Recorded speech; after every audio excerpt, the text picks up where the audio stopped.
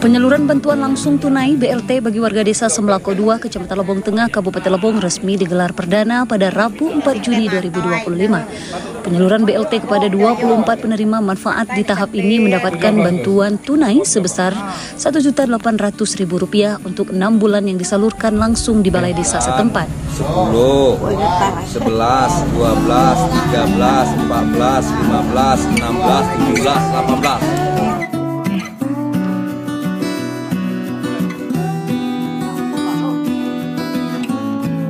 Mayoritas penerima BLT ini adalah perempuan lanjut usia yang diharapkan dapat memanfaatkan bantuan tersebut untuk kebutuhan sehari-hari dan meringankan beban ekonomi mereka. Kepala Desa Semlako 2 Rizon dalam sambutannya menegaskan harapannya agar warga memanfaatkan bantuan tersebut dengan sebaik-baiknya. Rencana saya mau bagikan habis Lebaran, tapi syukur alhamdulillah hari ini bisa kita langsung bagi.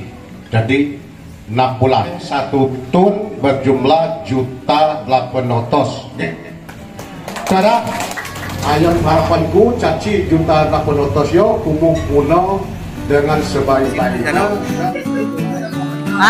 Berat nih. Kapolsek Lebong Tengah hadir untuk memastikan proses penyaluran berjalan lancar dan aman. Sementara itu, Camat Lebong Tengah beserta rombongan juga memberikan arahan dan dukungan penuh terhadap pelaksanaan penyaluran BLT ini untuk memastikan akurasi data penerima dan transparansi distribusi. Kita mewakili nenek dari mertua. Nenek agak pikun orangnya, belum bisa. Penyaluran BLT ini menjadi momentum penting bagi Desa Semlako 2 sebagai desa pertama di Kecamatan Lebong Tengah yang melaksanakan program bantuan tunai secara resmi.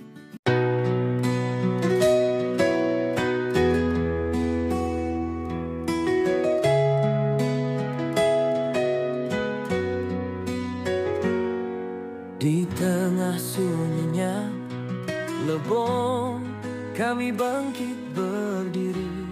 Dari lokasi, Tim Liputan Lebong TV melaporkan.